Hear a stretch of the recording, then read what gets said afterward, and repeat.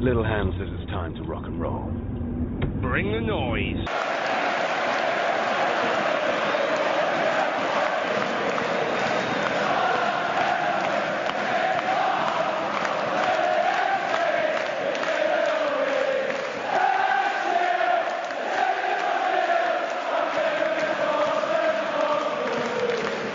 Five, 4, 3, 2, 1, go.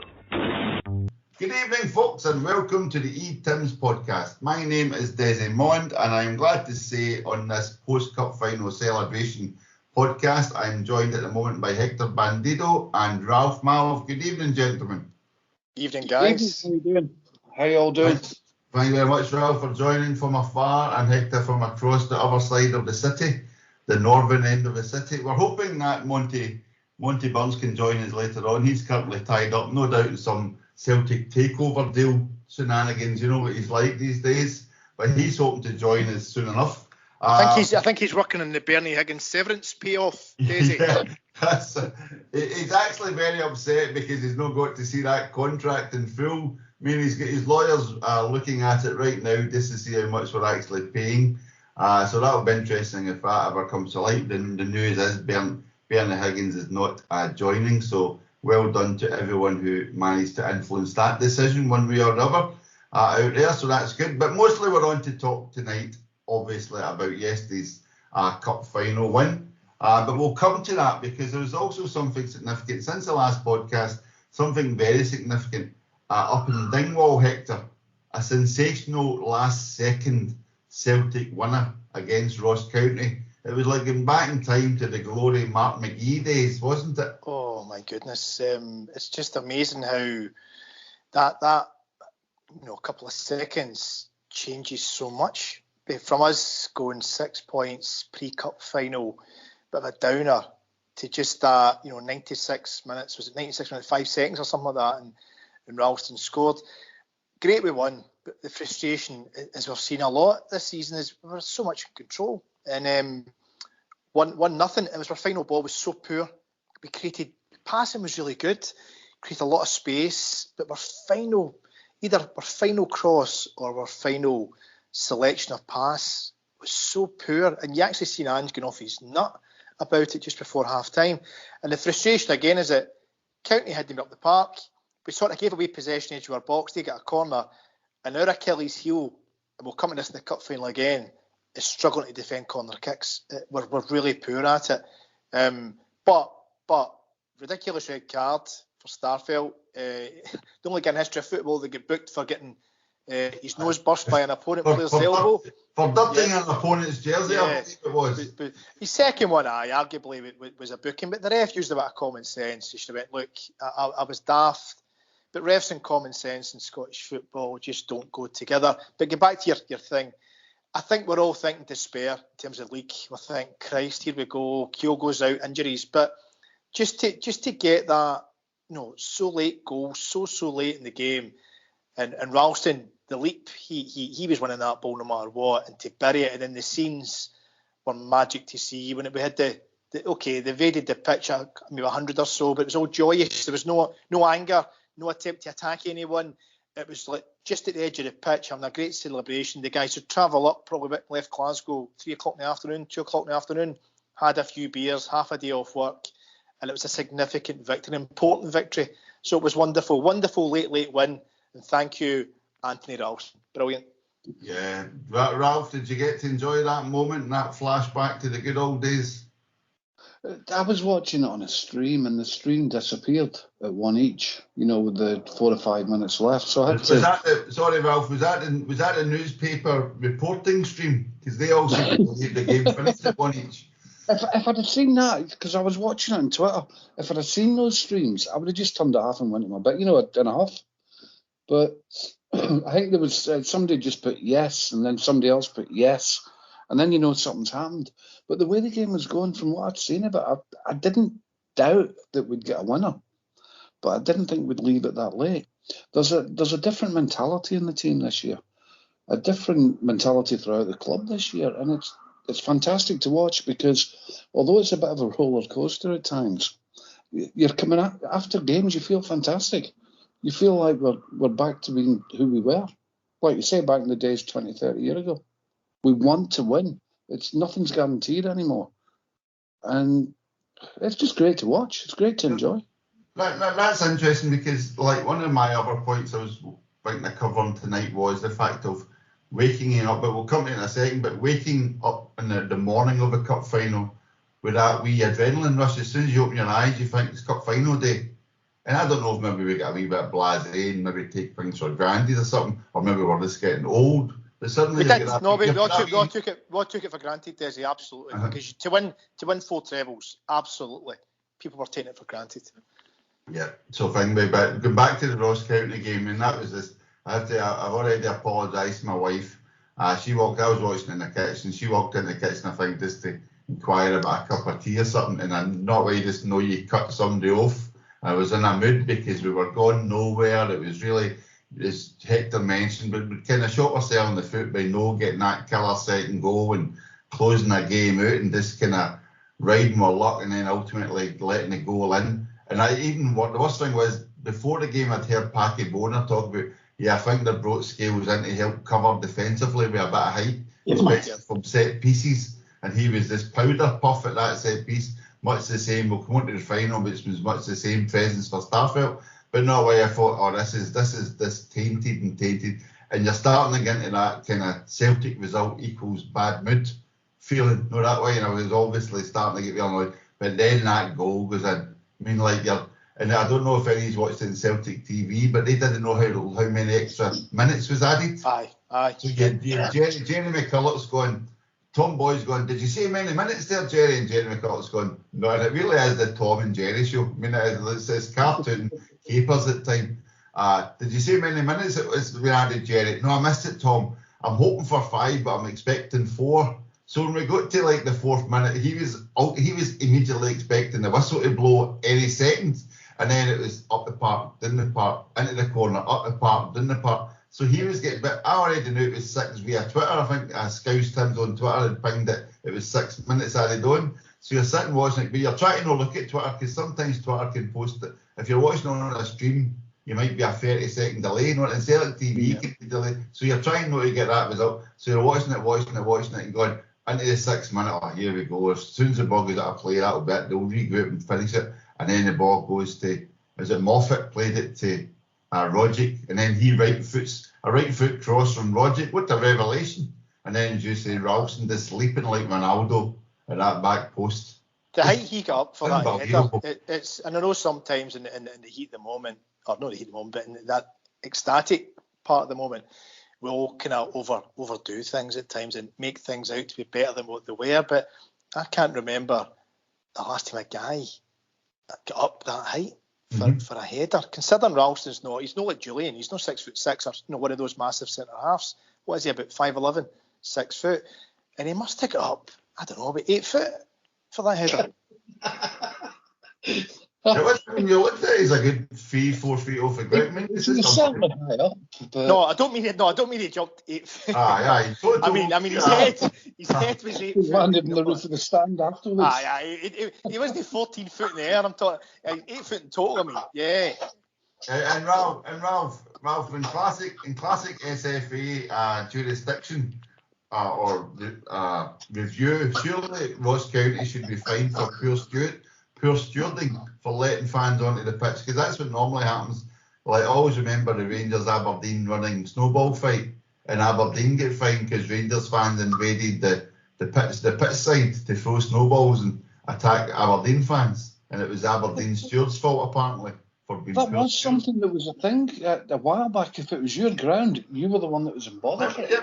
Yep. Yeah, all of a sudden the media again, and you get people coming out and saying it's ridiculous. It's just exactly the same as when the Rangers bus get attacked after the Dundee United game, and it's all just to make us feel that wee bit worse because we're finally going places. So Desi, I was talking to, let's just call this person a source, and this source says that you were actually annoying poor wee David Tanner, the ex-Sky Sports presenter. Is there any truth in this rumour, Desi? Well, I can confirm it was not David Hanna, as some people have alleged, namely me spelling it wrong. That was, just in case anyone's not following us, hopefully you can follow us on Twitter at etimsnet. This was Saturday evening, so the Ross Cunty game that brought us our victory. That was great, kept us in touch with Rangers at the top of the table, who would then play Dundee United on Saturday, so we had a chance of going to 7 points behind. So come the Saturday evening, so I'd just been making a joke because I'd been out for the day and I hadn't really noticed the results until I come in. And of course, the first thing I heard on the radio driving home was it was Radio 5 Live, so it was just the last item on the sports news. And in Scotland, James Tavernier scores for the only goal at Ibrox from a penalty spot, and I just busted out laughing. So I put up a wee joke about that, and that was fine. And then I got a few replies. And then suddenly, when about 10 o'clock on Saturday night, news came out that the Dundee United bus had a brick thrown through the window outside Ibrox. And I just put up in the interest of public good, and for the public good, as we all, anyone with social media apparently should be doing it for public good.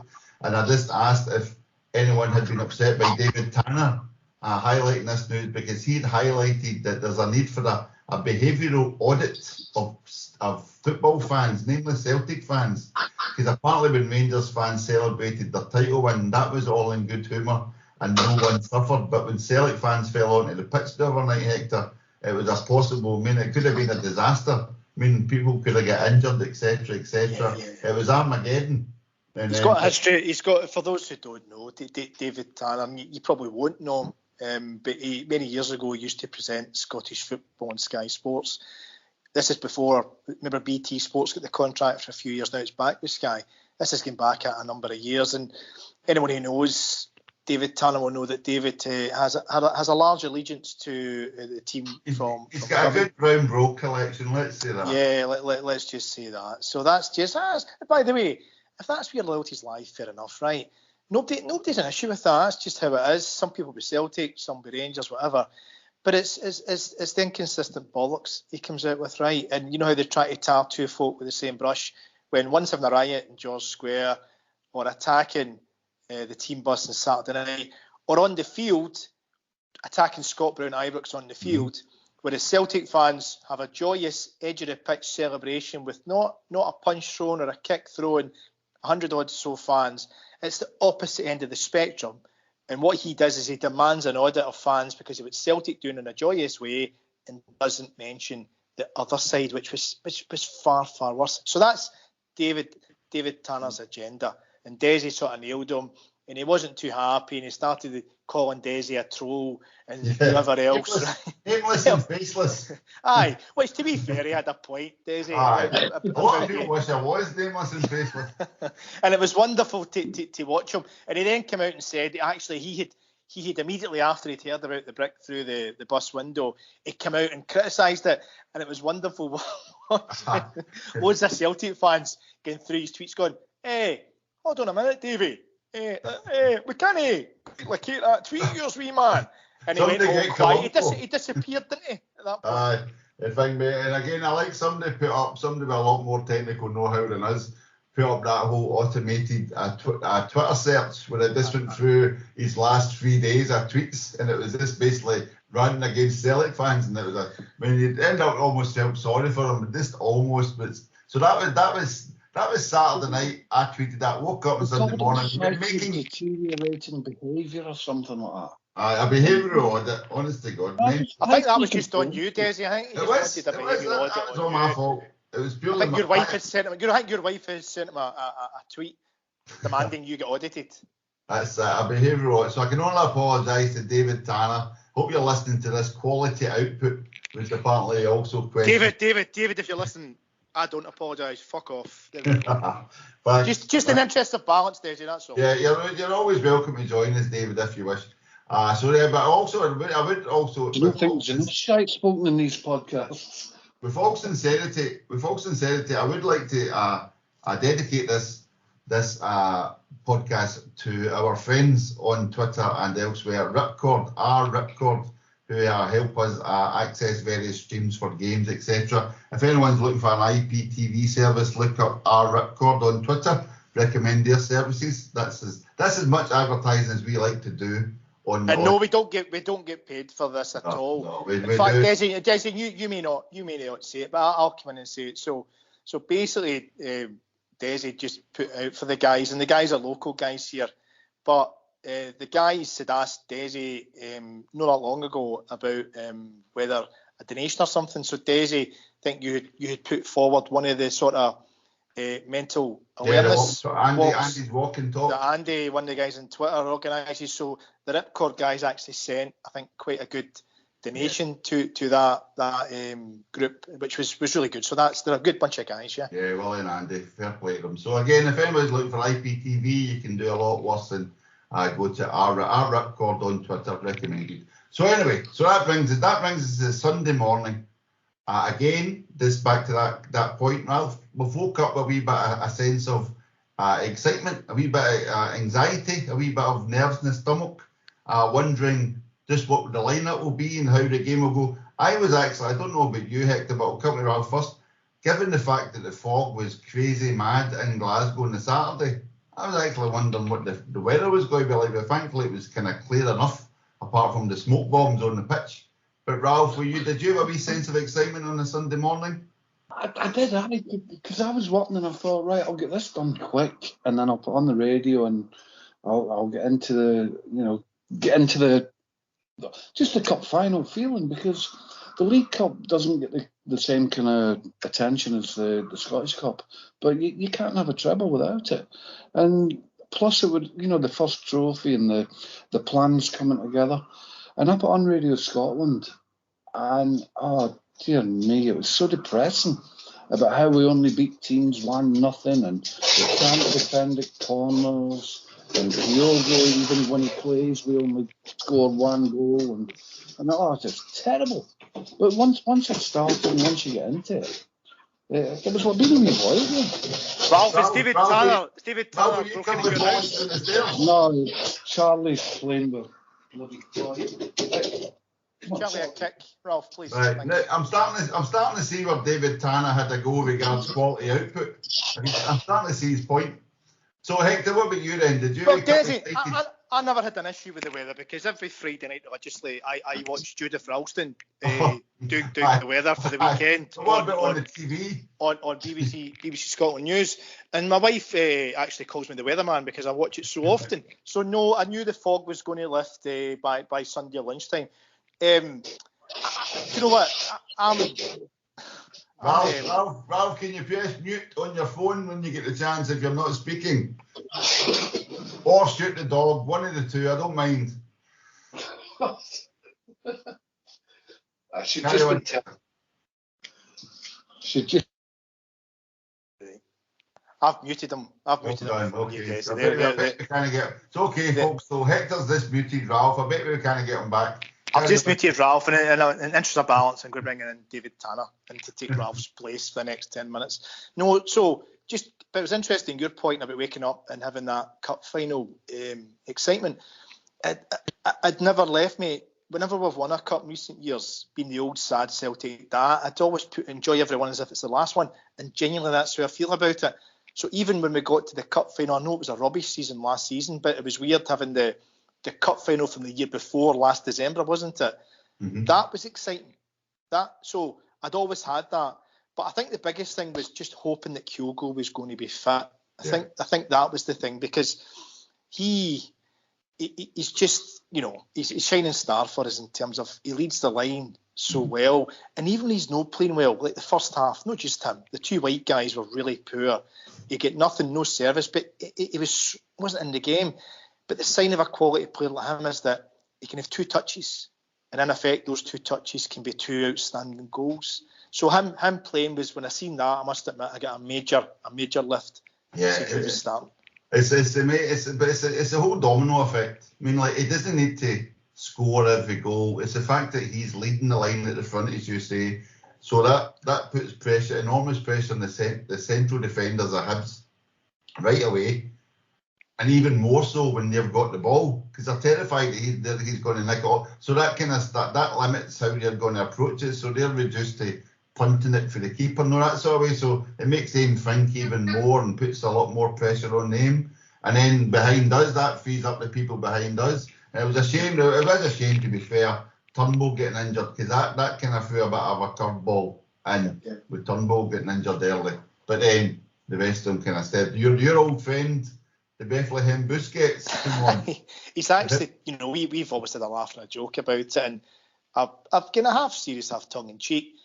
But I'll actually say, to be fair to him, he's actually played really well. I think the last number of games, even up in Dingwall, I was surprised to get took off, because I actually thought he was one of our best players. Going forward, interesting enough, which something I never thought we'd be talking about Beaton doing that. Rogic showed glimpses of magic as he does. McGregor's just the metronome, just keeps things ticking over. The two white guys were really poor. Abada's, I've never seen a player like Abada in terms of, I don't think I've ever seen him beating a man.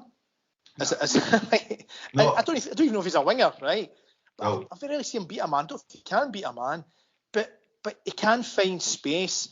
And his goal scoring record for a boy, what is he, 19? People forget that he's 19. It's frightening. So he's quite unique. Whereas Mikey Johnson, he's clearly, the boys get, he's a skillful player, but also clearly he's miles off his best just now. Probably a confidence thing. So you've got they two weren't contributing too much. The midfield were doing well. Defence, apart from one guy who in the second half had an absolute mare, didn't he? Big Starfield. I think he just bottled it, to be brutally honest. Yeah, and actually, just on that, so I don't forget, if we'd had this conversation, either the recent pod or one before, in my opinion, based upon what I've seen with Starfield, Welsh is a better player than Starfield this season. I think Welsh deserves to get the shirt to partner Carter Vickers. Yeah, I think, Ralph, can you hear us? Are you back on? Yeah, back. That's right, yeah. So, again, Ralph, so were you happy when you heard Kyogo was actually starting? We'll come back to the actual personnel in a minute, because I've got a few thoughts on Abada. Were you happy to hear Kyogo was starting? Ralph, were you thinking, were you a wee bit maybe? Absolutely. I was a bit apprehensive, thinking, is he going to pull up in the first 15 minutes? No one of these, you'll get that wee worry in the back of your mind. Ralph? I don't think it would have made any difference if his leg had fallen off. He'd have just carried on playing. The guy's attitude is unbelievable. I've not seen nothing like it. And you only have to look at him at the end of the game. Even when he wasn't playing, he's there on the touchline. He's part of the team whether he plays or not. And I think when he's there, he is kind of talismanic in that sense. The other players feel better. They've got somebody that they know is going to be there, is going to put 100% in. And the two goals justified the way we talk about them. The first one, I mentioned in the diary today that it reminds me more of Bobby Lennox than Henrik Larsson, because comparisons are going to be made. If you get a hold of a video of the goal that Celtic scored that was chalked off against Liverpool in the 66 Cup Winners' Cup semi-final, it's an absolute replica of the first Kyogo goal on Sunday. Can I come in and Ralph made a point there about attitude, and it's something that I think is so understated in professional football. An example of that is that this season, Joe Hart, Juranovic, Kyogo, Jota, the four of them looked to be full of energy, but also extremely positive team players, right? It's all about the team. Even the celebration yesterday, you noticed that where Kyogo was over with the fans and the players are passing the trophy around, and I think it was Juranovic, it said to Mikey Johnson, go and give the trophy. You can see him pointing, give the trophy to Kyogo. Johnson runs over, gives it to Kyogo in front of the Celtic end, and he holds it up. But the point I'm trying to make is, we talked about last season, Edouard, technical ability off the charts, and Charms the same, Ayer, Christie. Four guys that a large part of that had shit attitudes, quality players with shit attitudes, and it's so understated in football, having a good attitude, and hopefully with Ange at the helm, that positivity is seeping throughout the team, and it's an important part of a team dynamic, I think. Sorry, I just wanted to pick up on that point. If I can add to that, if you think about it, Ange got a phone call saying, look, Eddie doesn't want the job, can you get over here? And he dropped everything, came over by himself, no coaches with him, no pals with him. He came over and he took the job on. When you've got that kind of attitude, it rubs off on the staff, if that's the right word. So it did. What a lovely image. Thanks for that. No, but that's very interesting. That's something I've not really thought about, Hector and Ralph. But mean, this comparing it to, say, even last season's squad, and again, that squad was falling apart. That was already on limited time. But as you say, like what I thought you were going to highlight there, Hector, was, I don't know if you saw a bit where Joe Hart lifts the trophy when they were all doing it, whoa, and they were all taking turns, but they were all like turning around and looking for each other as if, no, it's your turn now, you go to the front. No, there was nobody milking it. Everybody was wanting to make sure that somebody else got highlighted with the fans, and then eventually, Joe Hart was just on the side, but he was partying and all that, but he was right amongst it, but he wasn't like being the superstar, no that way. And then you seen them walking and looking and going, right, keeper, you saved that game at the very end there. It's your turn now. And the joy in his face, a seasoned ultra-professional guy with all the international caps and all the big game experience, and as he said, he hadn't been in a final for a good couple of years now. And he was actually, there was some people saying they thought he was angry because they'd let a goal in. No, that way, so his standards are that high, but he was still loving that experience and being part of that team. So I've just making a notice as we're saying that there. Is there maybe the fact that now it's like a really together squad? There's no cliques, there's no pals, there's no limited pals acts, there's no kind of sitting in corners with no like the kind of just no boundaries. Everybody's just one part of the big team. And well, there was players wanting away last summer, the previous summer, wasn't there? Well, the players were wanting away. The ones I just mentioned were the four key protagonists amongst it, and you could see that negativity throughout the squad because they train every day, and if you get 2 or 3 cliques and they're not talking to others and they're, I want away, this is shite, I want away. Probably 10 times worse during the whole COVID situation. There's no fans there, right? It must have been quite tough for them. But now there's boundless energy now. And it starts with him. We've seen some of the footage from pre-season. Okay, some of it was put out there by the club to get fans on side, which is actually not an issue with that at all. You could see that. But there's boundless energy there now. And look at Joe Hart, just on him. Joe Hart comes across a really articulate man. He looks as if he's savouring every single second at the club. But Joe Hart possibly thought his football career at the top level was over. Because for the best part of, 3 or 4 seasons, he'd went to Burnley, went to Spurs as third choice keeper, was getting nowhere. Yep.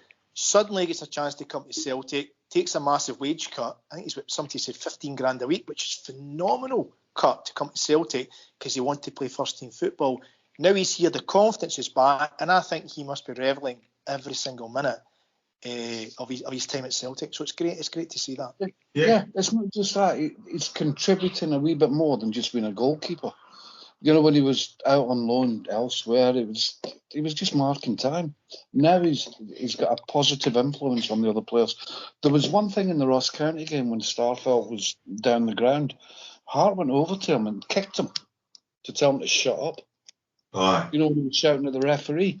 And that kind of influence on a pitch is, you can't overstate it.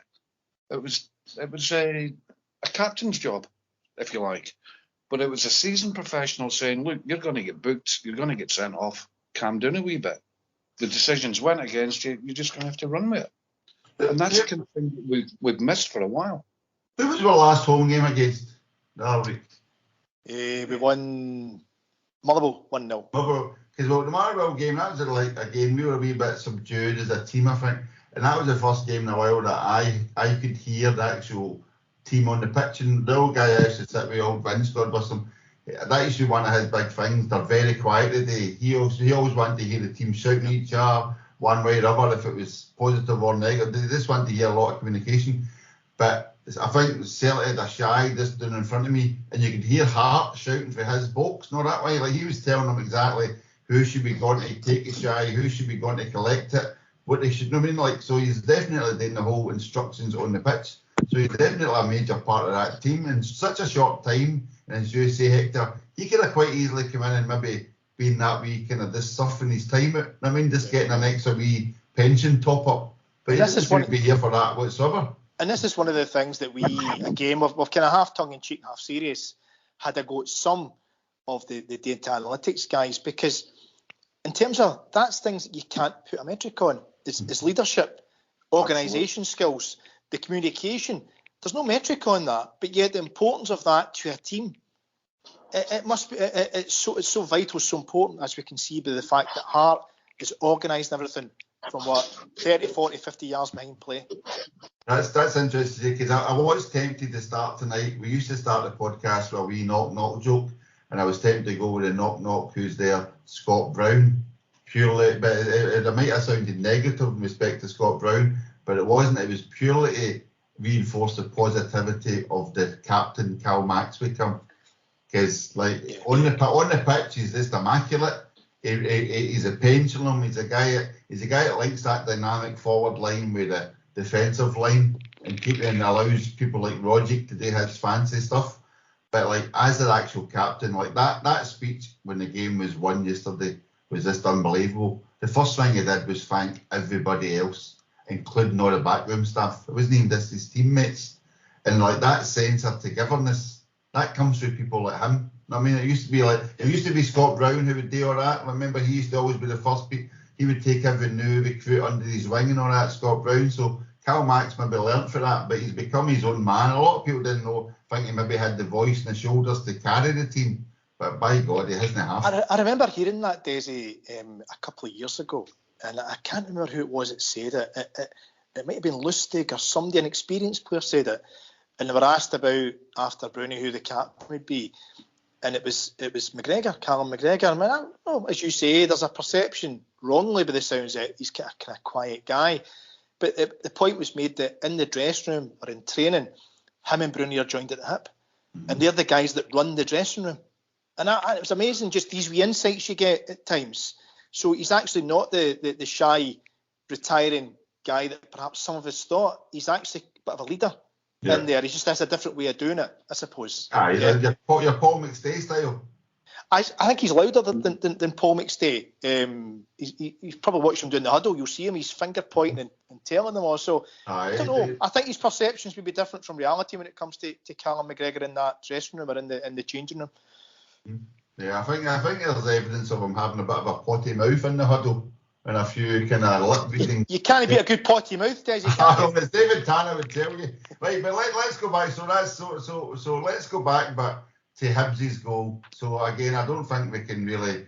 I don't even know what excuses can we give Starfelt? A guy that cost us $4 million. I know money doesn't equate to success a lot, but does it look like a key central defender for Celtic, given that, you knew that guy for Hibs was scoring as soon as that ball went in the air. You could see him running and charging like a bull towards that ball. No, that way, you just knew it was going in.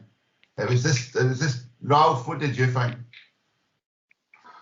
When you think about it, if you go back to Ross Cunty a couple of days before, Gary Ralston, dear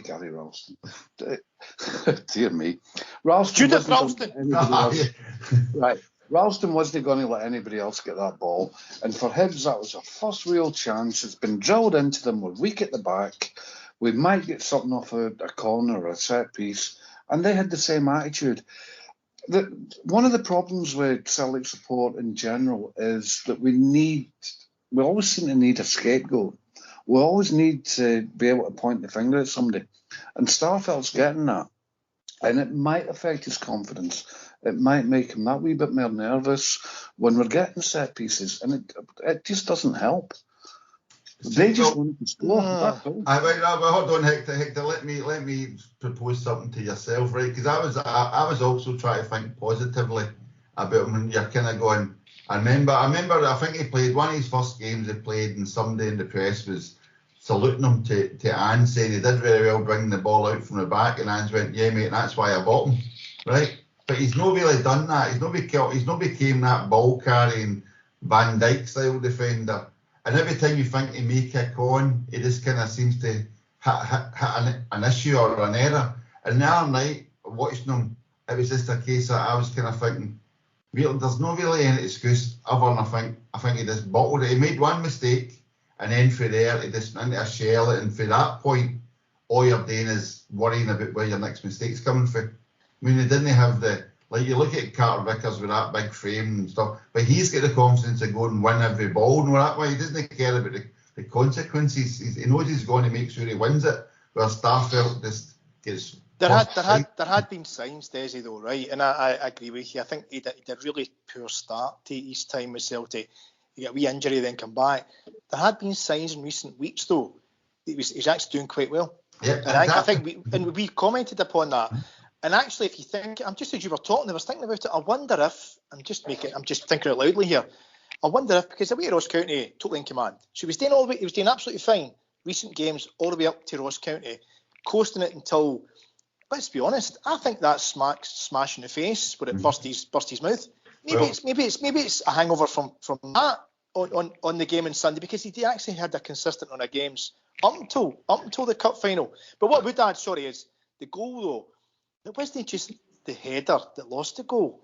It was the header to give away the corner. It was his poor timing that he knocked it out. Was it up, skimmed the top of his head? Was he 30 yards out for a corner? Then his man just bullies him out the way.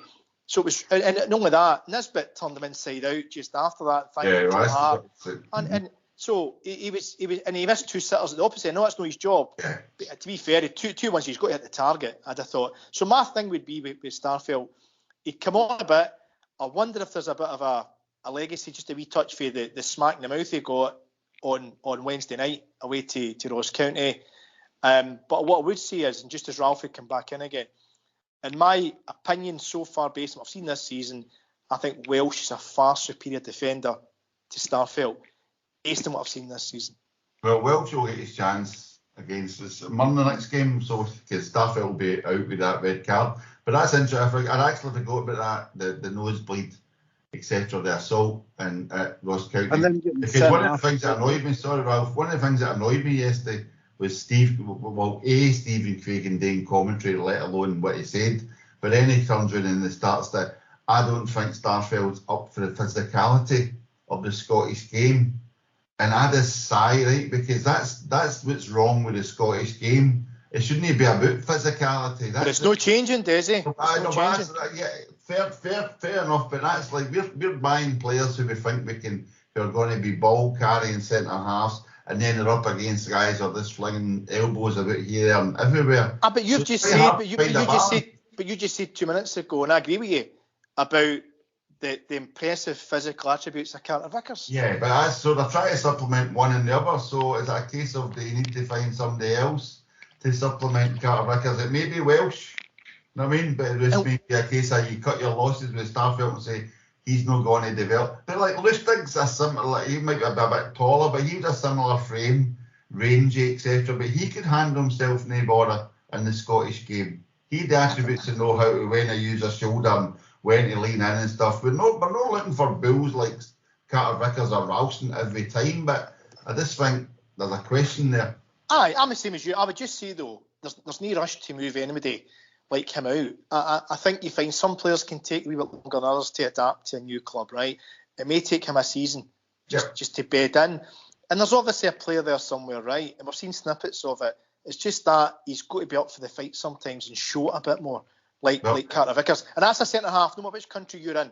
Scandinavia's got a lot of similarity to Scotland, right? So it's not as if this is new to him. It's as if he's coming from a league that doesn't have the physicality. He's came for the Swedish league, which is a very physical league, before going to Russia. So you know, I think we just need a bit more from him. Don't write him off too early. Write the guy off it just now. Yeah, of course. Fingers crossed, as you say, like maybe it's just one of the roller coaster seasons. But Ralph talked about, as Hector alluded to there, some people in the physicality of the Scottish game. There has been quite a lot of questions. I know we're getting a wee bit off a tangent, but this is who you'd expect would supplement a Starfelt, and that's Julian. And I think the case is, basically the update is there's no update on Julian. I don't think either you or I expect to ever see him again in the hoops, do we? Not a chance. So you mentioned earlier that the cliques are away, the guys that didn't want to play, they're away. There's two more to go, and then that's it. It's done. They don't have the attitude. They don't have the desire that the rest of the squad have. You'll not see them. To go back to Starfelt, Ange said when he started he wanted 3 central defenders that were interchangeable, so that any two could play depending on injuries, suspensions, and so on. Ask yourself this: if Welsh had been playing and made a mistake, he'd get the grief. And he's only young, so I'm just protecting him a wee bit. So Starfelt's up there, the more experienced player. He will make mistakes. It's a new club, it's a new team, a new way of playing. I just kind of get a wee bit fed up with people pointing fingers and saying, oh, he's no good. The guy's been here for 4 months. But Go back to Paul Elliott. That's, give them time, let them settle. Maybe it's because Jota and Kyogo have settled so quickly that we're demanding that he does the same thing. Yeah. So far, so good. Give a guy a chance. One of the interesting things yesterday was, I don't know, Hector, if you noticed it, Michael Stewart seemed to have a bit of a bee in his bonnet regards Starfelt. But I think it was because he tried to have a go at the Celtic central defence at the start of the kind of match programme, so to speak, before the kick-off. And Big Sutton cut him right down by saying, but there's more pressure in the centre-halves given the way Ange ball means they'll not get protection for the full-backs, etc. So these guys are having to face a lot more kind of pressure than normal, so you'd expect a few more mistakes, blah, blah, blah. But they're still doing a good enough job, and I just get the impression Michael Stewart took a wee bit of the huff, because all he did after that was have every possible go, and ultimately Starfelt basically walked right into everything he was saying. It kind of justified it. You're like, I didn't want that to happen. I think Michael Stewart's one. I think we'll all agree on this. He's one of the fairer summarisers, and I actually felt yesterday he was right with Starfelt. Starfelt actually did everything he said about him. He had a merry match. But here's the thing. This is my bigger concern, and while we win, it's less of a concern. But to grind out a 96-minute 2-1 or another 2-1 going to go down yesterday or 1-0 in Motherwell, it's always good to grind out and win. But here's my concern. Away to Ross Cunty, corner kick, free header, what was it, six yards out, Scales didn't quite pick his man out. Yesterday, free header, back post, 6 yard out, Starfelt. Leverkusen, remember the first goal, free header, was about 7 yards out towards the front post and then swing a corner. The game against Hearts recently at Celtic Park 1-0. They missed an absolute sitter for a corner. You guessed it, 6 yards out, right in front of your goal, a free header. There's something that we have got to fix pretty damn quickly here, because it's happening far too often.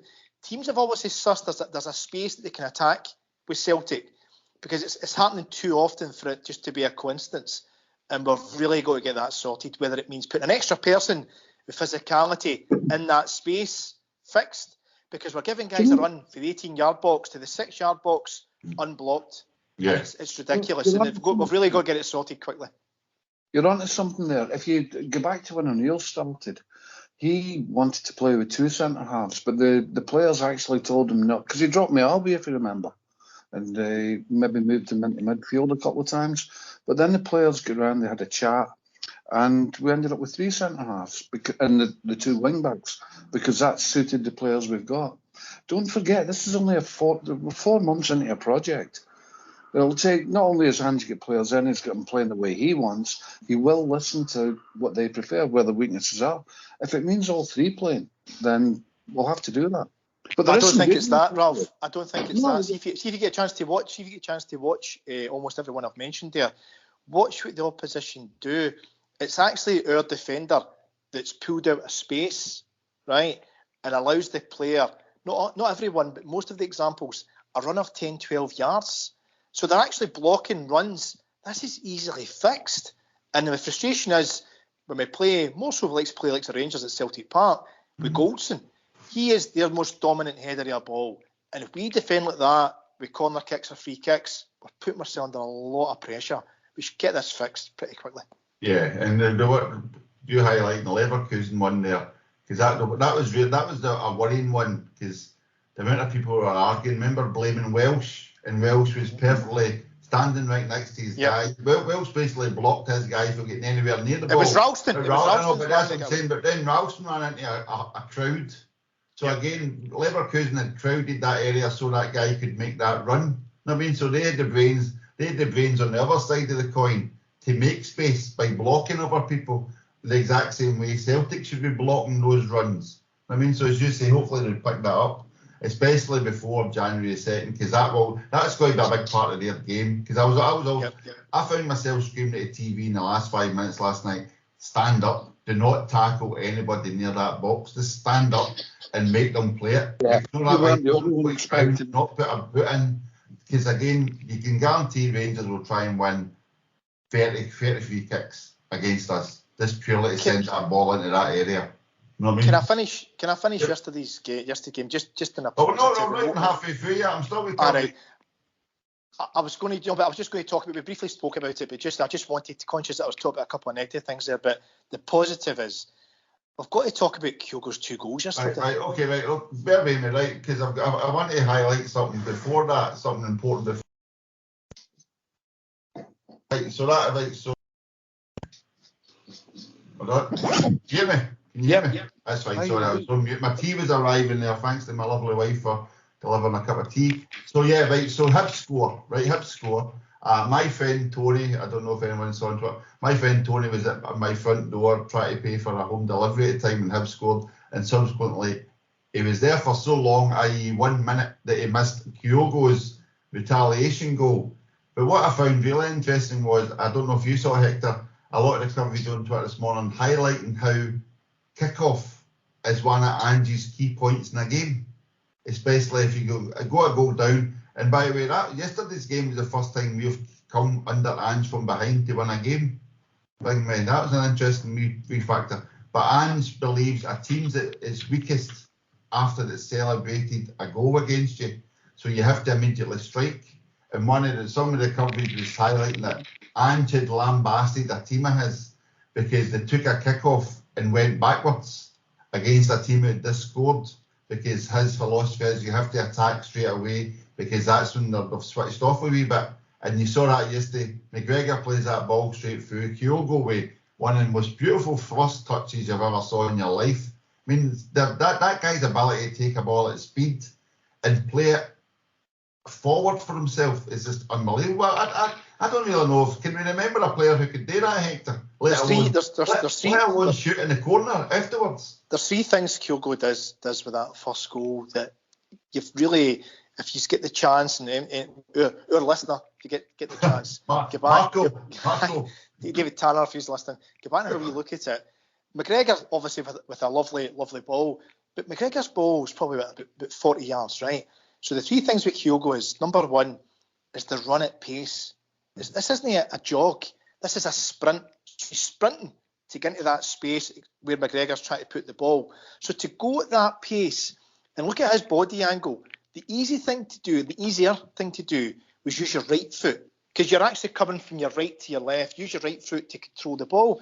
He actually opens the instep of his left foot, which is one of the, if you look at it again, it's one of the hardest things you can do in football. 40 yards at pace, over his left shoulder, and uses his left foot to cushion the ball right in front of him. Then his second touch, rather than lace it, which a lot of players do, he passed it his left foot into the net. That goal, we see this over the top at times, that is a work of art. That goal was the second goal is incredible. We'll come to that.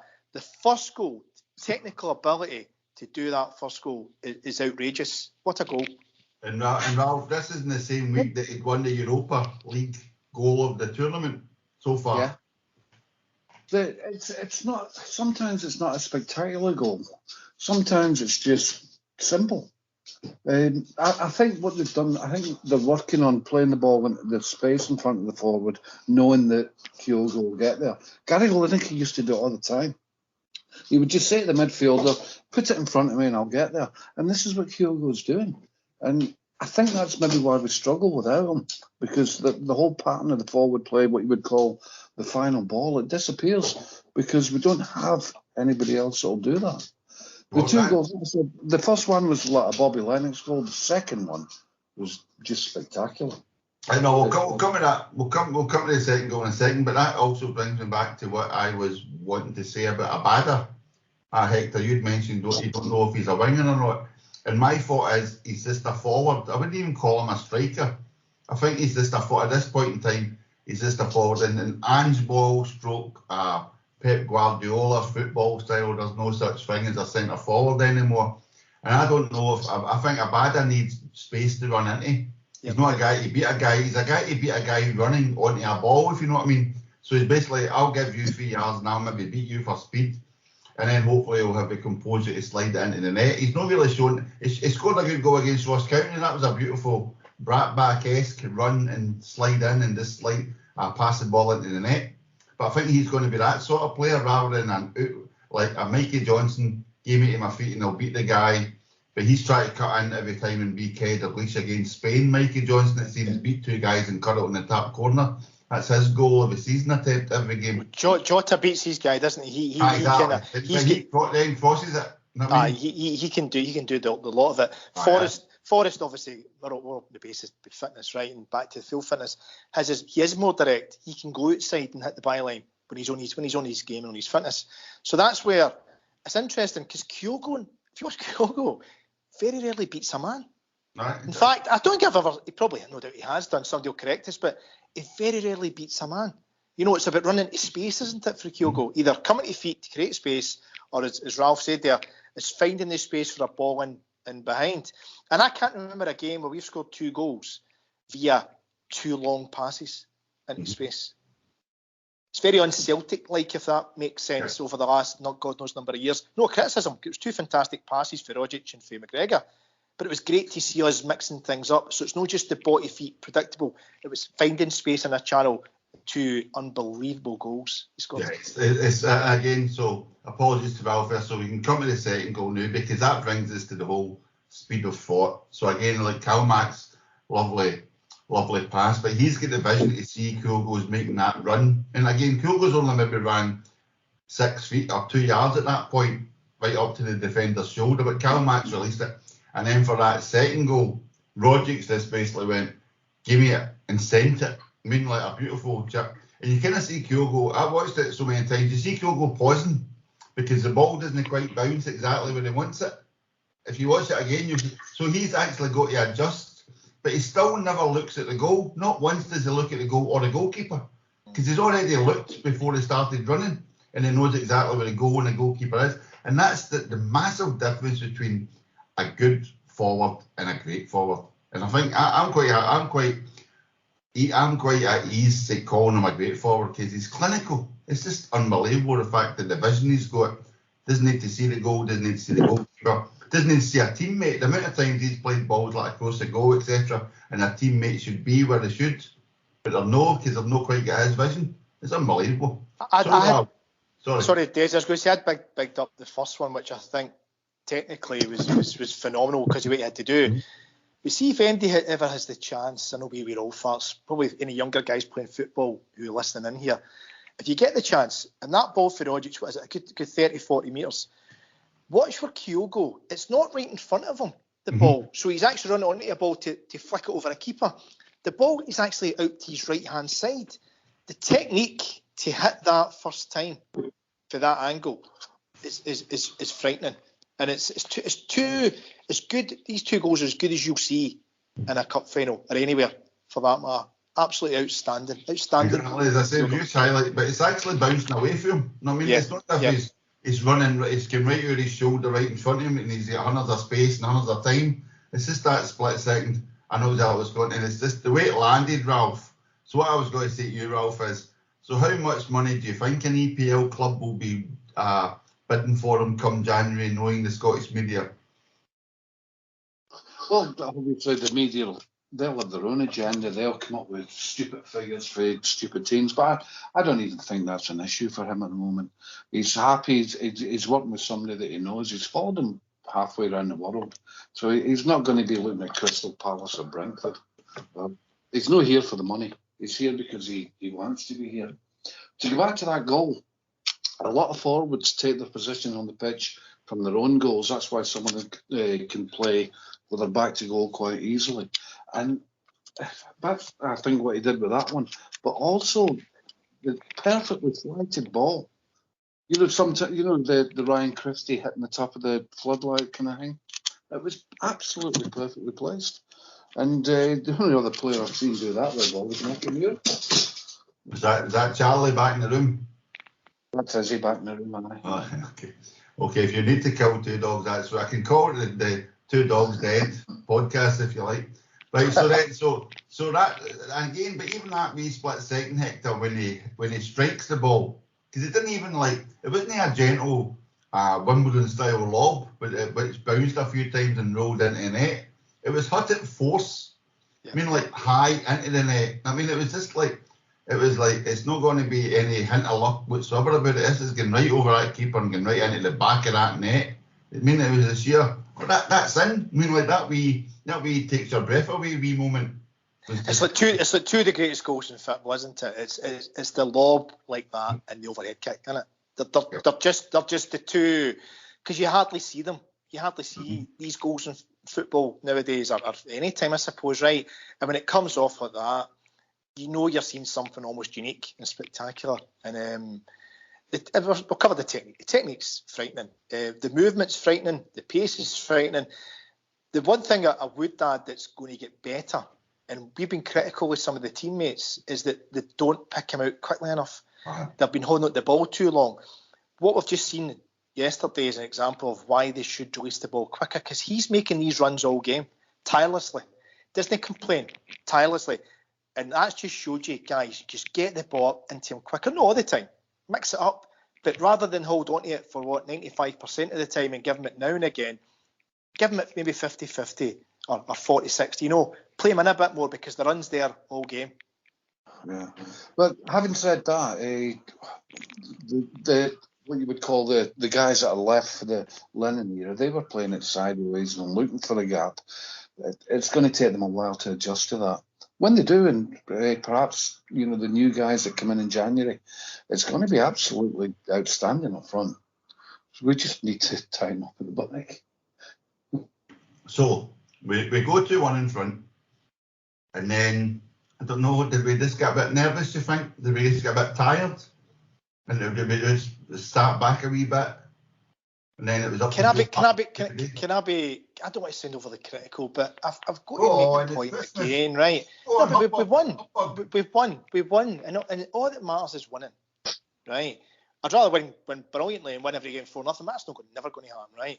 But here's a thing again, and Ange has one way of doing it, and that's it. And we've all realised that, right? And we can talk to the cows come home. He ain't changing. Here's an example yesterday.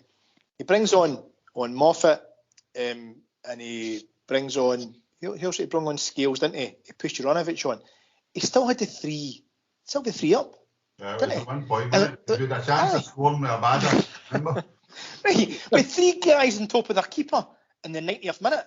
And in my opinion, all I'd have done is I'd have said, right, let's see the game out. A bit more stability. I'd have put McCarthy on next to Beaton, right? And they're two in front of the defence. Well, you know what I mean? But you know what I mean, Desi? Experience, defensive midfield. He's been defensive midfielder pretty early his career with defensive teams at Crystal Palace and Everton and Hamilton. I'd have used his experience, put him on the last few. But Ange being Ange, he just doesn't see football that way, which you kind of love. But you think, fuck, you know what I mean? Go on and just for once just see it out. But he won't. That's just him. I'd rather get another one. I want to get 3. I want to get 4. But surely he could have played that Bertie old cardboard cutout instead. That would have been handy. Could have put him on for the last minute. Aye, that was great, wasn't it? Aye. So then Ralph, eventually the final whistle came. Hearts made that great save. We've mentioned him before. But then it was just the sheer joy of winning a final, being back after that, Anis Mirabalis or whatever, that terrible year that we best forget. Suddenly we're back. We've won, as you say, Ralph, we've won the first possible treble. And I always think of Craig Burley with that when we won the League Cup at Ibrox, and Craig Burley says we're the only team that can win the treble now. Remember? Back in the day when we beat the United. Yeah. So, Ralph, did you enjoy the celebrations? What did you make of it? I pulled over onto a car park and listened to the interviews, listened to the crowd, etc. As you have to do sometimes. And whoever it was that was doing the interviews for Radio Scotland, they grabbed a Hodenier beat on, and the first thing they talked about was the hell of last season. And again, it's that narrative, that sort of, we need to remind you how bad you were, instead of just saying how good it was and how everybody felt afterwards. I felt great. I thought it was fantastic. It's the start of something new. We're still building. It's going to get better. And that, to me, yesterday is the icing on the cake. It's the trophy in the cabinet, and it's frightened the life out of the rest of the Scottish football. But disappointed. By March, it'll be frightening the rest of European footballers as well. Ralph, you're not disappointed that Dominic Mackay never got enough credit yesterday? I didn't even see one banner with his name or anything on it. I'm just ashamed. It's ridiculous how easy we forget people. Aye, exactly. So Hector, what did you? I think you liked Ange's comments after the game. Aye, and I've tried to take it out and I couldn't find it unless you've got it, Desi. I'm getting that, but I can tell everyone as a special bonus, as a special Christmas cracker bonus, at the end of this podcast, there will be a wee 10-minute salute to Celtic greats and great Celtic fans to listen to, and that will include Ange's post-match comments. So that should be worth waiting for anyone if you wait to the very end of tonight's podcast. But yeah, just in general, Hector. Yeah, and Ange, I'm obviously paraphrasing here because you can't possibly repeat the words that he said, the great words that he said, but it was along the lines of when he was asked about the success and coming here, and it goes, everything's a challenge, and that you don't come here expecting it to be easy. You come here to really push yourself for the special moments. And he said it's about the fans here and the kids, the family of the fans here, because they live and breathe the club. Everything's about the club. But he said it in a way, and this is the thing, and it's important we mention Rodgers, because Rodgers, we all bought into it, understandably so. But looking back, we could see through, we should have seen through earlier with him about the salesman type of stuff. The painted teeth, the glint in the eyes. He was ticking the boxes you wanted. He was ticking the boxes you wanted to hear. But with Ange, my point I'm trying to make a long-winded way as usual. My point is with Ange, it's not like that.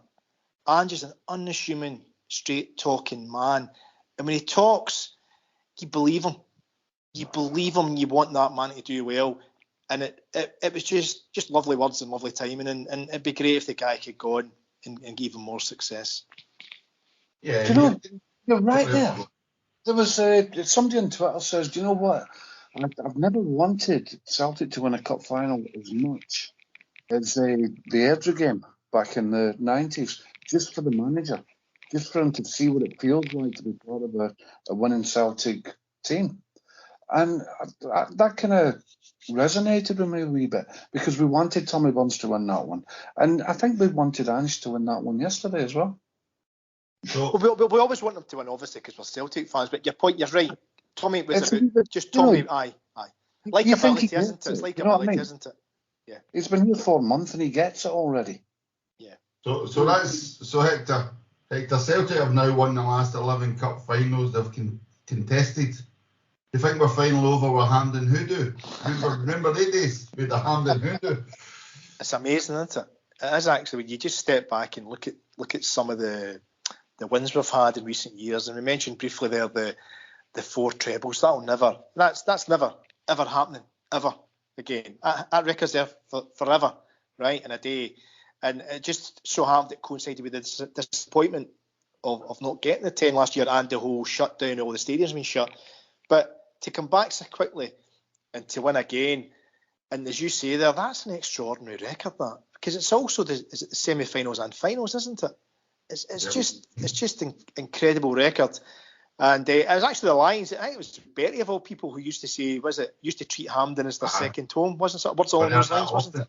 Aye, they were there that often. That's how the likes of some of the guys, well, certainly McGregor and Forrest and one or two others must certainly feel when they go to Hampden, yeah. Yeah, I'm just looking through your tweets for yesterday. Ange, it's emotional. This group of players is the most resilient I've ever came across. You don't take this position to shy away from special things. When he was getting asked about, is that the pressure off you or that? And again, like as Ralph alluded to, like the loaded questions just there and off of Rob McLean, it's just unbelievable. It was all you've won a trophy. Is that the pressure off you now? You know that way.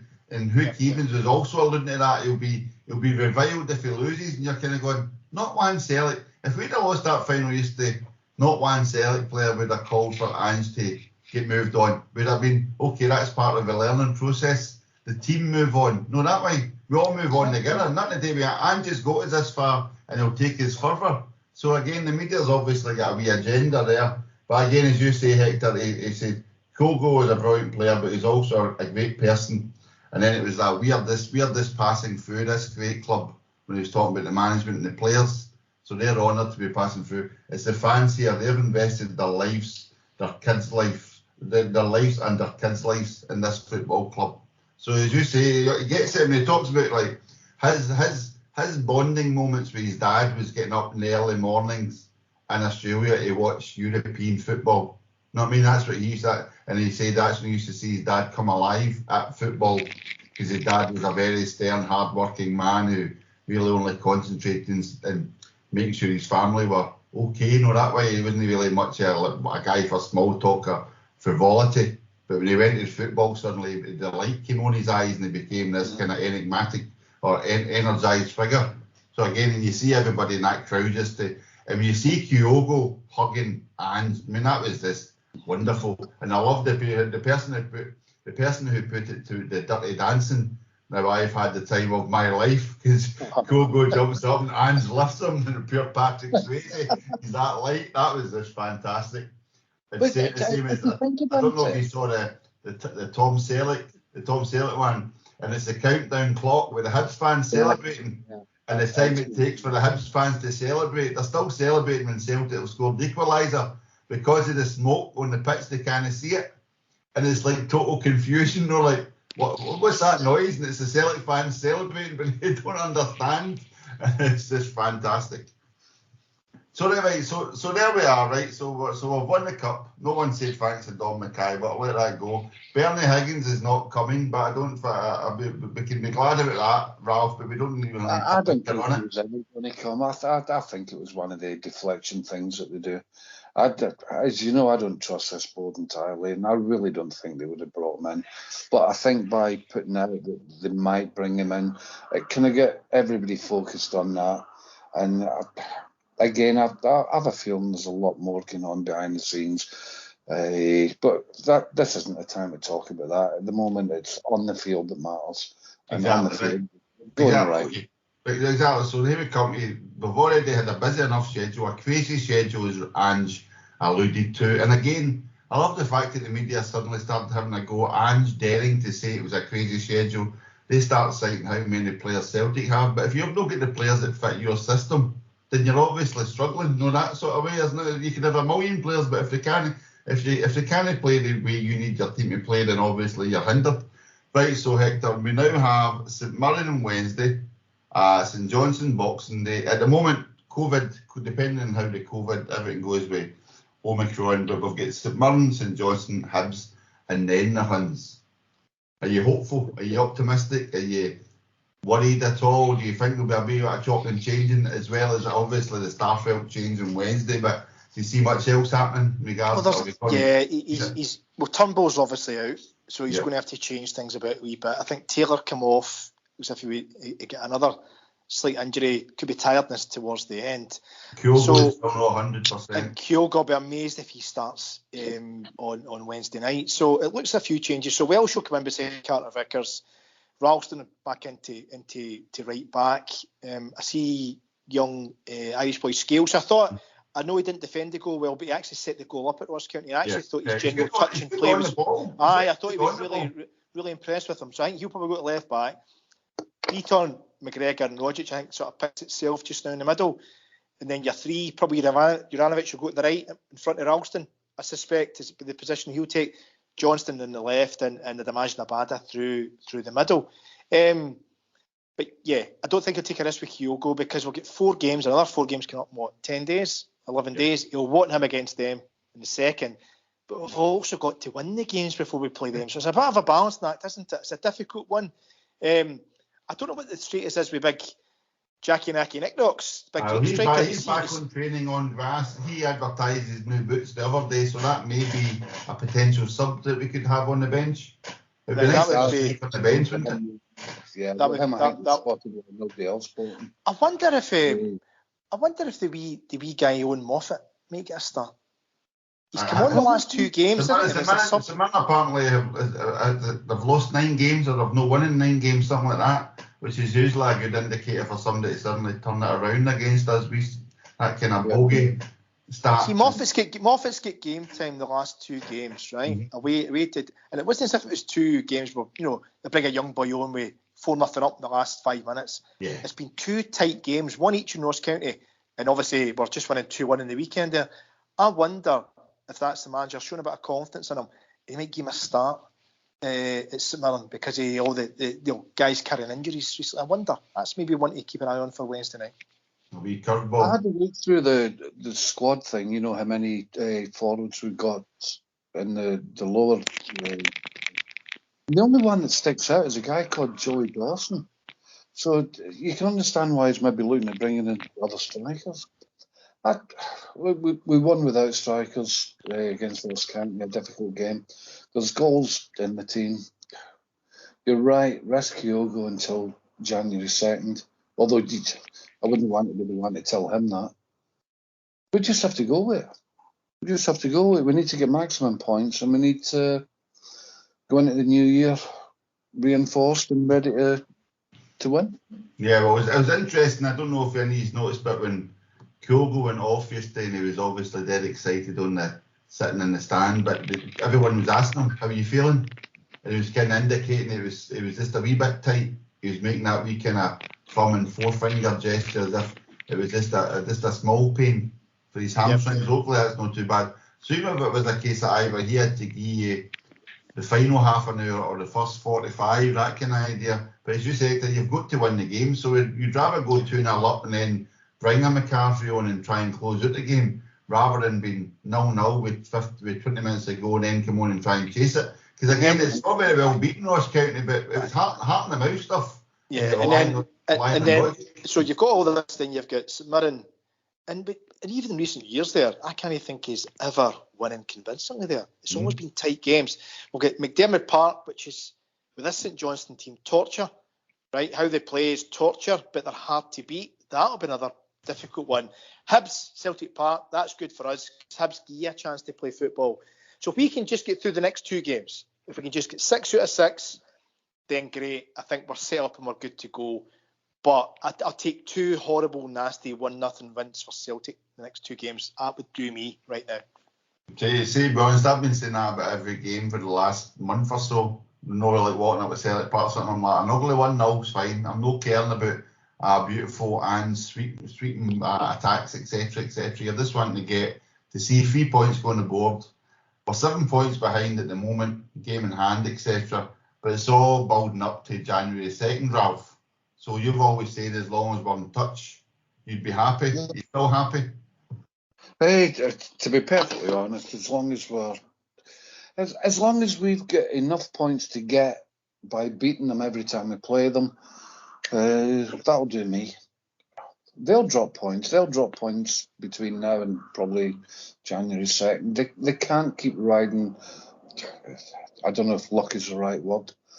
They can't keep doing it. And come January 2nd, we'll hopefully be a point behind them. You'll notice the way the fixtures have worked out. They're 7 in front now, which is a huge cushion. But when you start eating into that, I think it was Strachan that said it years and years back, just a couple of points off my month and you'll win the league. I couldn't be happier with the way things are going. Well, see, you get back to the start of the season, when we on Stream Monty had a chat about it, and remember, we just lost to Hearts, I think, at Tynecastle in the game of the season, and we're all a bit deflated. Ange was just in, but in turmoil because we've got half a squad and he was someplace hadn't arrived yet, whatever. And I think we'd all agreed at that point, see if we could get to the January break and be be within 6 points of them, would have snapped your hand off at that point. You would almost remember that conversation we had, right? Yep. Now we're kind of 7 with a game in hand, so hopefully we go 4. But the point still stands with me. Obviously want it to be closer than that, or ideally we go ahead. I would still take that right now. Ange, 3 weeks, they get the winter break, recharge some players, get some new bodies in. I think we'll push on so much after the winter break. But because we're even closer than that as we speak, we can't help but think, you know what, win our next few games, Aberdeen takes something off them on Wednesday night in Pittodrie, we go 2 behind, then beat them, we go 1 point ahead. Great if it works out that way. But history tells us, experience tells us, just focus on us. Just win our game on Wednesday night. 1-0, don't care. 1-0 St Johnstone, take care of business, then see what comes after that. And of course, we've got 1 trophy in the bag. Yep, exactly. You can't underestimate. And European football after Christmas. I don't care if it's the third tier. I don't care. What do you call them? Bodo Glint have just sold their star striker to Patrick Berg. And number 6, aye. Spurs have been ejected from the conference. Do you see that? Yeah. Spurs on the in it, so that was a potential glamour prize. So see, before we wrap up, guys, Desi, a question for you and for Ralph then. Get back to that start of the season. Mm-hmm. And somebody said, we're going to get to have a podcast, just after the League Cup final, and we'd have said we'll be 4 points behind them, okay, a game in hand, 7. We'd have won the League Cup, and we'd be in Europe after Christmas. Would you have took that start of the season? I think, I think it's quite astounding, the difference from then. Like somebody had highlighted one of your tweets at the start, and I think you'd written, basically, it seems a crazy appointment given the geographical differences, the locations, the leagues, this man's experience in those leagues or non-experience. But we wish him all the best, and we can only hope come the end of the season we're all happy. And I wrote back, and that, like, somebody just put a wee smiley face as if, remember you said this today, and I just wrote back, dreams do come true, because I think it has been astounding that, as Ralph alludes, 4 months or 5 months, Ralph, Ange has been here, and like we're just having a laugh here talking about Dom Mackay, but he's also had to deal with that. Let's not forget, the guy who brought me Celtic Park's fucked off. I mean, imagine that, like the guy who's meant to be your go-to guy is suddenly he's been, as well as not having your number 2, etc., on your choice of number 2 or backroom staff, the actual upheaval he's had to go through, then bringing his own family over, then dealing with COVID, etc., everything else. And for him, it's steer that team and that squad to this sense of, it's a sense of togetherness between him, his players, his backroom staff, and the fans, most importantly. Every fan has bought into Ange Postecoglou, which is unbelievable. I mean, I honestly don't think it would have mattered if we'd have lost yesterday. Every fan would still have been behind him, because we can see, sorry Ralph, but we can see what he's had to put up with in the adversity and how far he's come. Sorry, Ralph. No, if you think about it, he was over there. Eddie Howe was supposed to be coming in, and everybody was buying into that. And then within a couple of days, he turns up at Celtic, and he's still to tell his wife and his kids, look, we're going over there. Aye, okay, Dad, if you're up for it, we're. But he's had to settle. He's had to sell himself to the players. He's had to sell himself to the fans. And he did that by just being himself. And we saw things early in the season, the 2 big 6-0 win, and we seen something. So, like you said, it would not have mattered if we'd have lost yesterday. Sure, it would have been a downer, but there's a big picture out there. So Hector, let's wrap this up, because as I say, we've got a wee 10-minute Christmas special for everyone to enjoy. Let's have a wee minute. Christmas wishes, Hector. Are you hoping that we go out and sign the Japanese trio of Daisen, Maeda, Ryo Hatate and Yusuke Ideguchi? That's easy for you. It's easy for you to say. I think, listen, read between the lines, Desi. I think they're all done deals. It sounds as if they're actually done. Japanese season finished weeks ago. The positive comments, we follow 2 or 3 quite good accounts from the Japanese league, as you know, and these guys tend to just call it as it is. By all accounts, those 3 guys are done and dusted, and they'll be here for the start of our winter break in the training camp, which is the best time to get these guys in. Yeah, Ralph, what about yourself? Are you anything special you would like? I know you've been following the young boy from Derby, the centre half from Derby. Yeah, he'll be. From what I gather, he'll be joining us. It's going to be a 2-level thing. Ange obviously wants to win things this season. He wants to make his mark, but he's also kind of grooming the squad that's coming behind him. That's your Scales. That's the guys like Brown. It's going to be great. Look, strap yourselves in, enjoy this. Okay, right. So finally, Hector, last question, Hector. You know, we're aiming a wee bit higher now than just winning the quadruple treble. We're aiming a wee bit higher. We're aiming at Europe. The Conference League should be our kind of learning patch. And then next season, maybe we'll get a shot at the Champions League, drop down at the Europa, win that. And then the following year, after 3 years, so that'll be all 3 European tournaments in 3 years. Yeah. So Hector, final prediction rather than a New Year's resolution. January 2nd, what's the score going to be?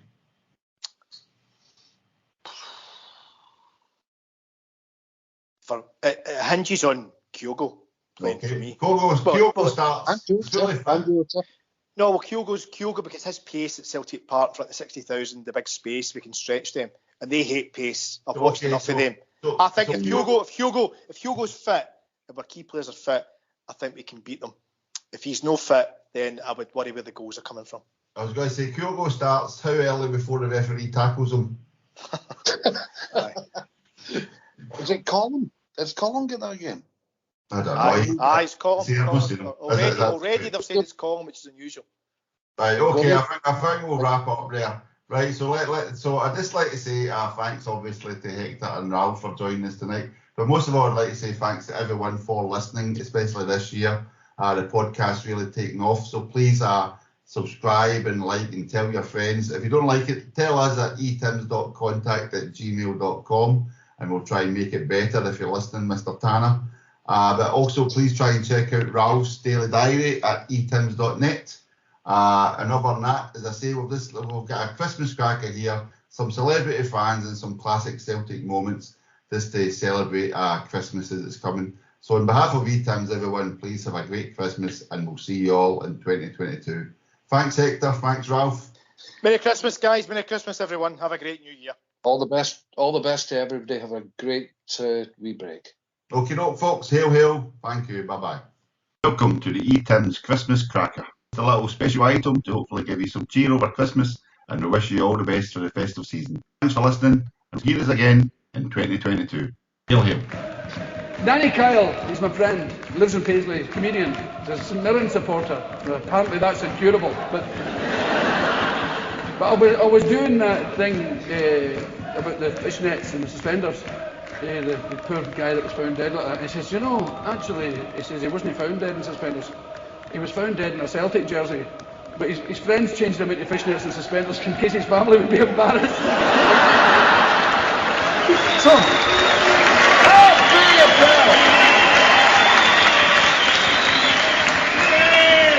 boo! Fuck off! Hey, take a joke, fuck off! Sporting heroes.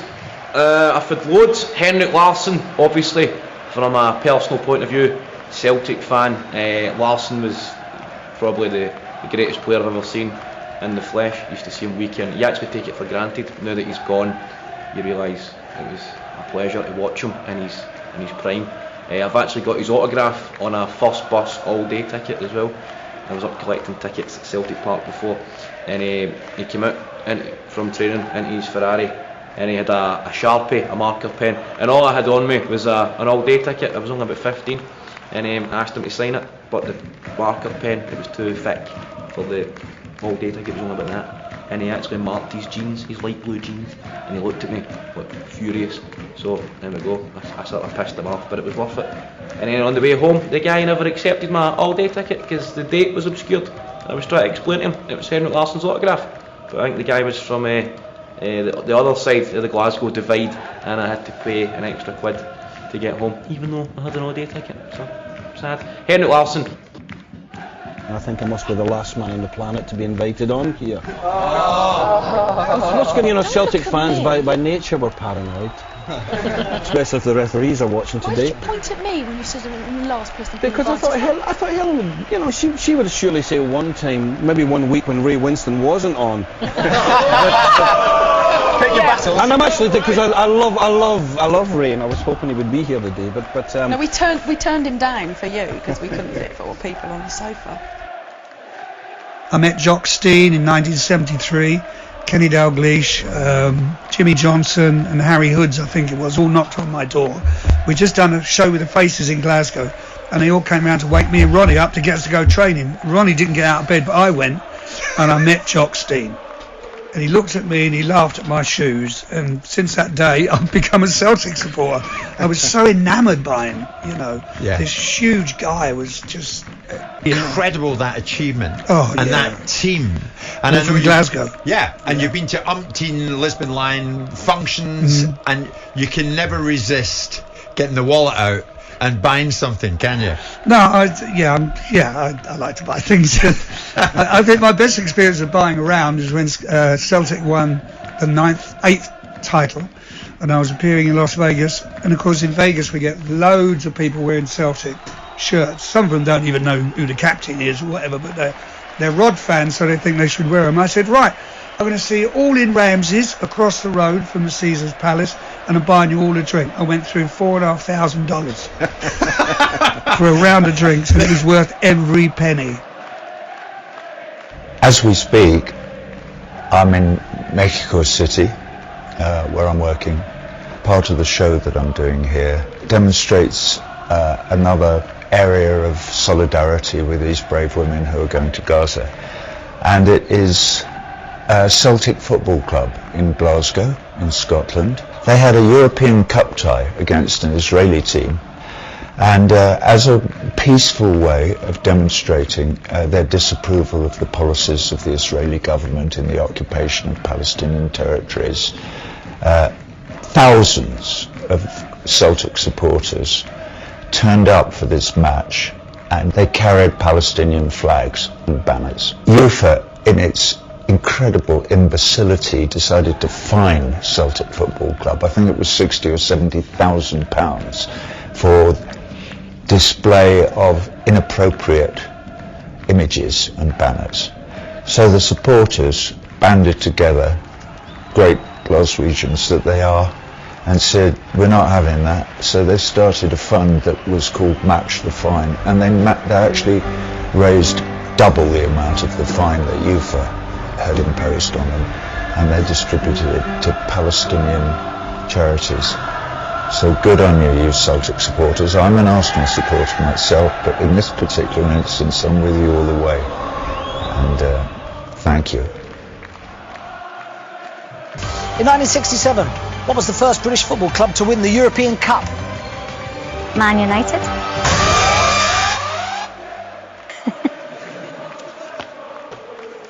Glasgow Celtic. No.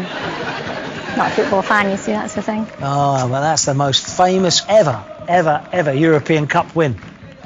How much of a life-changing experience was it for you, though, when you first arrived at Celtic? Because fans are fanatical, and if you're one of their favourites, you were like the golden boy. Was it almost an instant love affair between the two of you? I don't think so, because I done my debut at Hibs away, and I gave the ball away, and Hibs scored the winning goal 2-1. So they weren't too pleased about that, and they thought, what have we brought in here? But I think that in the end they're quite happy that I came there. Tommy Bond celebrates. Celtic Scottish Cup champions, how do you feel? Jim, I just want to say hello to my wife. Tell her how much I love her. All my children. And the wee John Paul Connor who's in the hospital. I love you and I'll be up to see you Monday. You've done the double, Tommy. Did you think Jim, it was always on? Jim, you don't realise how much I wanted this. When people look back 100 years from now, I'll be in the team that done a double. Why do you leave it so late? You left it so late again. Well, we've got to get entertainment for money, Jim. You must, I know you're on a high right now, but you must have a sympathy for Dundee United, again the losers at Hampden. Well, we lost here 3 or 4 years ago against Aberdeen. We came round, we took them extra time, and they beat us. I don't like to end for Dundee United. They never came and tried to be defensive today. They came and had a go. I think maybe just a bit of experience at Hampden. We've got this behind us and they have it, and it's one hell of a mountain to come here and try and beat this lot as well. What is so special, Tommy, about this Celtic support? What do they mean to Tommy Burns? What's so special about them right here, Jim? Just right up there, that's what's so special about them. They're there and they're always there. And God bless every one of them. Did you feel they kept you at Dundee United? They kept you going? If we'd been another team and they get beat 1-0 today, they don't allow defeat. They didn't allow defeat against Hearts. They certainly didn't allow defeat against Dundee United today. They're absolutely incredible. The double in Celtic's centenary year. Nice, Jim. You celebrate tonight. Oh, don't worry about that. Tommy, cheers. You can buy me a ticket. But they've always had a certain class that I've always liked, you know what I mean? And I've seen them as like the Man United of Scotland almost, and they've had that class and admiration from people, I'm sure, around the world. And when I played there, it was a real mad moment. I remember that we played in the Champions League. We were stood there in the line. I remember the music playing and the place just like, there was a buzz about the place, you could feel it. and then we run out, you know, a little stretch, and then all of a sudden the whistle, just before the whistle goes, the game to kick off, and it was the biggest roar I've ever heard at a football stadium in my life. It was unbelievable, and I remember a few of us looking around at each other to say, whoa, this is like this is somewhere to play football. And you get a sense after, I sat there thinking about it, with me, I think Fletch, I think Shazy, a few of the Carras and a few of the other guys, like, that's one of the best atmospheres I've played in. We got beat, I think, that night, but it was still a great atmosphere. Ange, how is this feeling at the moment? It must be really emotional for you.